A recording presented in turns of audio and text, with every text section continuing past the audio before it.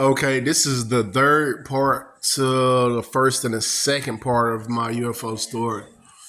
Okay, so as I was saying, I got back to the house frantic, um, going, going kind of what I won't say crazy, but I was feeling kind of weird when I seen what I seen.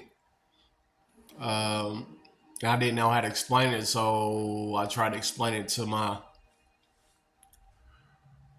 daughter's mom, and she was just like, at first she was like, "You tripping," and then she seen how frantic I was. She's like, "Something got to be going on."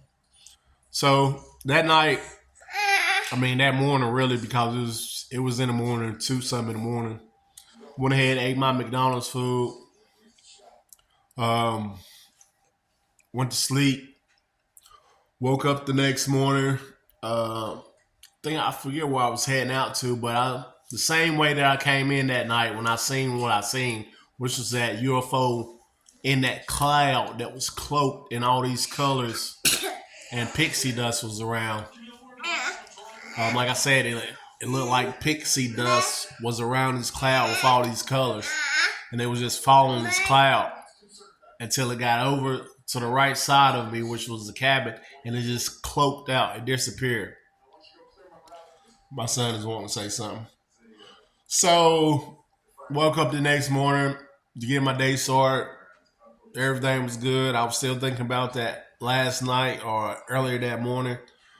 So I went ahead, left out, got back on the same road, y'all. And as I was coming around the bend, my neighbor that owns that field with the cows and the horses in it, he was outside with one of his man. It's like one of those trucks you would like haul dirt on or something like that. But I could tell something wasn't right because you know he had the truck parked in the middle of the road, so I couldn't just like go past him. So I had to stop to see what was going on. And while I stopped where he was at, I got to talking to him. And I'm like, I asked him, was everything okay? He was like, yeah, I had a couple cows die last night. They look like they got mutilated. So I'm like, what?